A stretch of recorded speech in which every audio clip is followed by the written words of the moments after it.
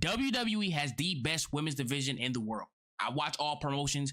I've seen them all. It's not even close. And in my opinion, women's wrestling have been carrying WWE for all of 2025. Evolution, the all-women's pay-per-view, was the best pay-per-view of the year. Despite the bad build, despite the lack of care that Triple H put into it, because let's just be real, the build to Evolution and the way they presented it, they just kind of didn't really care. It kind of just felt like a thrown together pay-per-view with like not really any type of care put into it at all. But listen, as far as an in-ring standpoint, the quality of the pay-per-view from start to finish, Evolution was a 10 out of 10 pay-per-view, with the main event of Rhea versus Io dropping the best women's match in WWE history, and the WrestleMania triple threat. Once again, the women had the best match of the weekend.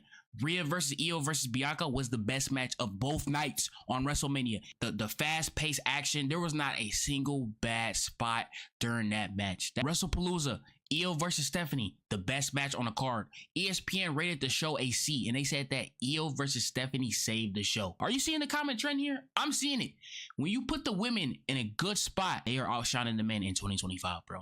And you can say, well, oh, they don't draw as much. Yeah, that's cool to say. You know, obviously, you know, somebody like Io or Stephanie Vaquer or Bianca Belair is not gonna draw more money than Roman Reigns or CM Punk, obviously. I mean, Triple H literally said in Unreal that the women in the Performance Center learn quicker than the men. And it's really crazy to see how far women's wrestling has came. Like, literally, do you all remember when women's wrestling was used as just a bathroom break match? Like, oh, women's wrestling on, I might just go to the bathroom. It was not took serious. Having 5-minute matches, bra and panty matches seen as just eye candy. Divas, not really wrestlers, not women, just divas. And now women are main event in pay-per-views, main event in WrestleMania, getting put on big spots over the men. Like, this is crazy. And I'm gonna be honest, I never was a fan of women's wrestling back in the day. I just looked at it as like, you know, like everybody else, mid-card or bathroom break. NXT outdraws AEW weekly. Their weekly shows. NXT is outdrawing Dynamite. And the women are the forefront of the show. Outside of Obafemi, Trick Williams, Javon Evans, Ethan Page, and even Ricky Saints, there's nobody that really gives you that future of the WWE vibe in the NXT men's division. Like, you know, you got people like Jasper Troy and Josh Briggs. Nobody really gives you that standout, like, oh man, this dude, when he gets called up, he gonna be something. He gonna be a main eventer. He can main event WrestleMania. I don't really see that with a lot of people in the men's division. NXT women's division is very talented, and they main event mostly every show, every week, every Tuesday. Blake Monroe, Sol Ruka, Keilani Jordan, Tatum Paxley, Lola Vice, Jordan Grace, Lash Legend, Fallon Henley, Jada Parker. Like, I can go on and on and on. And the main roster women's division is even deeper. When you have a roster of Io Sky, Stephanie Vaquer, Rhea Ripley, Bianca, Julia, Roxanne, Asuka, Lyra, you know, there's just nothing you can really compete with that. Especially when you got the big three of the women's division as Io, Bianca, and Rhea. Like, those are like the pillars of the women's division. Rhea, who's the biggest women's star in all of professional wrestling. Io, who's the best wrestler in the entire world.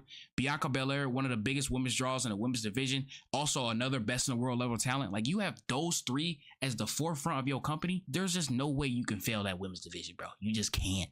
On Raw, Io was delivering the best TV matches every single week. When Io was wrestling on Raw, she is 9 times out of 10 going to have the best match of the night. And she just came back from having one of the best matches of the year against Mayu Iwatani and Marigo. How is this woman not Wrestler of the Year? How is this woman not looked at as like a big deal? Lyra Valkyria, another one. She has been killing it since she's been given the Rocket. At Backlash, she had the best match of the show. Lyra versus Becky was the best match on Backlash, literally. If you go watch that match, the technical ability. Becky, I've never really been a fan of her in-ring work, but I can say she's a hell of a worker. She can work a match. And Lyra is a very talented in-ring performer. Now, the SmackDown women's division is very dry right now, and especially due to Bianca being injured. I think Tiffany Stratton has a lot of potential. You know, she's very athletic. I think that she just needs more reps. She's just not ready for the main event picture. I think she got pushed way too fast. SmackDown could easily be fixable in the women's division if you just simply called up some women from NXT that doesn't need to beat her. Like Jordan Grace, she could be a big piece added to the women's division on SmackDown. Lash Legend, she been in NXT for like 3 years and hasn't done nothing. Just call her up already and put her in a meaningful storyline. Listen, Lash Legend is everything you would want Jade Cargill to be. She has the size and the in-ring ability. If you gave the Rocket to Lash Legend, I deadass think she could be a main eventer soon. You know, eventually when Blake Monroe gets called up, I think she getting the Rocket. Like, I wouldn't be surprised if she won a world title within 6 months due to her call up. She got the look. She can talk on the mic. She's great in the ring. She's very attractive. She has the face that WWE would want to push at the forefront. And when Bianca finally comes back and she gets added into the mix, the women's division just gonna get even more better. I miss Bianca Belair.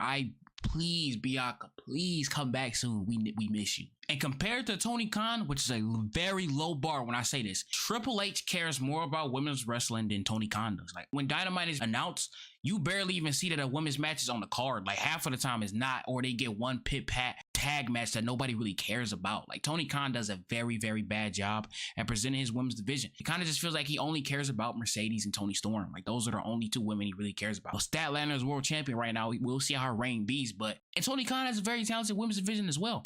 And I'm a very big fan of Willow Nightingale as well. I think she could be the face of the AEW women's division, but Tony Khan just doesn't really it just feels like he doesn't really push her. I don't know why. Like Willow is one of the most over lovable baby faces in the AEW women's division. I don't know why he's not pushing her in the forefront. I've been thinking about making a video on Willow Nightingale, but I kind of just want to give it more time just to see, just to really test things out. And I just feel like Triple H doesn't really put as much care in the women's division storyline wise. With this Rhea and Io and Asuka and Kairi storyline, I've been actually liking it a lot. I've been into it. And I cannot wait for the eventual Io versus Asuka match. I think if you give them like 20 minutes, it could be match of the year contender. Like literally, it's Io versus Asuka, two of the greatest women's wrestlers ever. And you still got the Rhea versus Bianca feud in the back pocket to eventually run. I really wish they would have run it at Mania 39. That was the perfect time. I felt like Rhea versus Charlotte could have been revisited at a different time. But you can't go back and change things. Women's wrestling that made me a believer. I never in a million years thought I would be more invested in women's wrestling than the men. Cody Rhodes, Drew McIntyre. like I like Drew. I like Cody too, but he's just bland. He's not a world champion main eventer. He's a mid-carder being told to us that he's a world champion. And I like Cody. This is somebody that's I like Cody Rhodes. He's a good wrestler, but as the guy, I don't believe it. Now, if you put more effort into creating intriguing, great storylines for the women, I don't really think it will be a conversation anymore, bro. Because the matches will always deliver. It's the storylines that need more attention. That's it. One thing about Triple H, I noticed he pushes the women way faster than he'll ever push a new talent in the men's division. It's so weird. For example, Jordynne Grace could get called up right now. She might win the world title in 4 months. Women's wrestling is saving the feeling. They're restoring the feeling. As a man, I'm proud of them. Give the women more. Give them more main events. Give them more bright spots because it's going to deliver every single time.